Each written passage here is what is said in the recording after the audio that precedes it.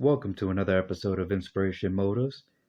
Today's leadership lesson is going to be on finding balance in 3 steps. As most of you know, I'm currently a Master Sergeant in the United States Air Force. Um, these are my personal thoughts. These by no way reflect the actual United States Air Force. So let's get started. So the first step I want to go by is remember where you came from. So remember when you first started, you were learning something new. You were afraid to mess up. You didn't know whether this job was going to be a long-term thing, a short-term thing. You're just trying to survive pretty much.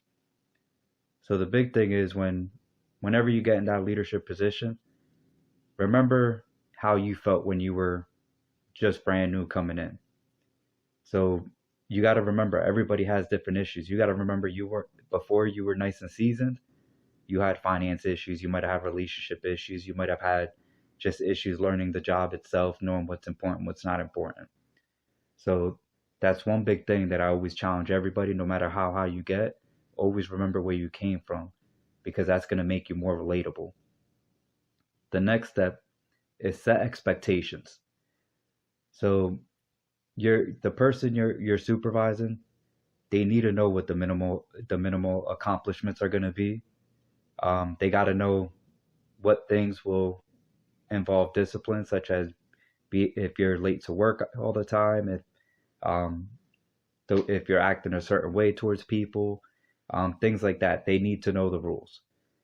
At the same time, let them know if they're blowing past your expectations. These are the rewards that could come for them. So the thing is, one of the things you got to think of too is when it comes to expectations, it's a two-way street. So yes, you're setting expectations for them so they know what to do, but at the same time, this is a way for them to hold you accountable as well. So if you're telling them these are the minimum accomplishments you need to get, and they meet those minimum accomplishments, and when their rating comes, when you go to score them on their yearly evaluation or whatever the case may be, and you end up scoring them super, super low, that's that's something they could refer back to and just say like, hey, when we sat down, these were the expectations you had for me. This is exactly what I did. So where's the disconnect? So I always like to tell everybody it works both ways. It's not just a one-way street. The last thing I want to say is be human, be relatable.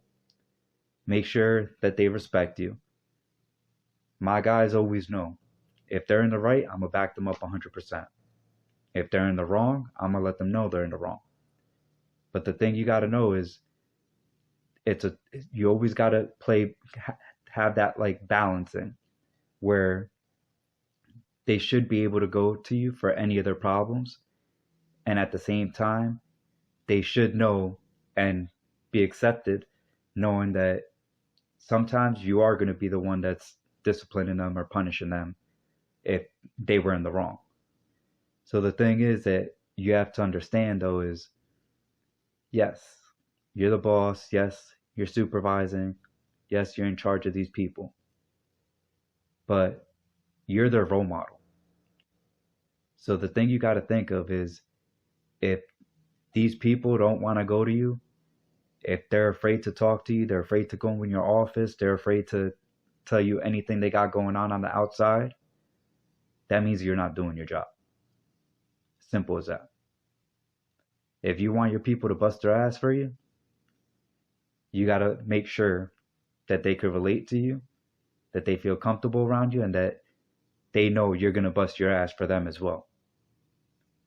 At the end of the day, when whatever you're doing, when they get into that future leadership position, they're going to take all the stuff that they learned from you and they're going to put it in their own repertoire. At the same time, if you're a shitty leader, they're going to take all the shitty things they learned from you and know these are the things not to do.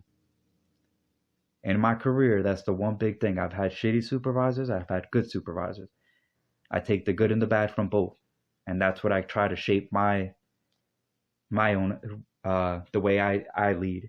It's a little bit of everything. I learn from both the good and the bad. At the same time, you got to remember, if you got to discipline your guys, remember it's a learning lesson. It's different if the person's just a constant screw up, is nonstop. That's different. But if this person's a hard charger, this person's a freaking good worker, this person hasn't had any issues and they get in trouble once or twice, there's usually an underlying reason why that happened. So it's up to you to figure out what that underlying reason is. I'll give you an example where I had somebody who was late three times in a row. So it got to a point, I'm like, hey, let me sit this person down, find out what's going on. I'm like, because this isn't like the person, and I want to make sure that we revisit the expectations.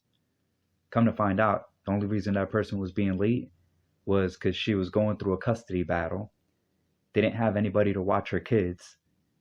So it was a bad custody battle that she was going through.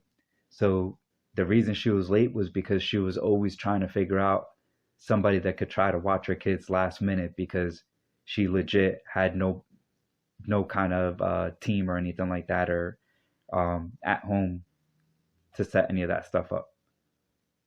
I've had people where they're going back and forth like little kids. And so I end up working with each of them separately. Come to find out, one's having relationship issues, another one had other issues going on. But that was the reason they were always at each other's throats. It had nothing to do with each other. It was literally they had personal shit going on the outside, and it just affected them. So always try to figure out that underlying factor, because usually it always stems from something. If somebody's in a pissed off mood all the time, a lot of times it stems from something. So you got to do your best to be able to do that. And the thing is, if you get stuck, like, you got to be able to offer resources. If you get stuck and don't know what those resources are, there's people you could go to try to figure that out. But that's my key takeaway when it comes to finding balance. Remember where you came from. Make sure you're setting expectations and following them. And at the end of the day, be human, because you want your people to be able to go to you for anything. So that's my quick take on it. If you like, hit the like button. Feel free to subscribe. See you later.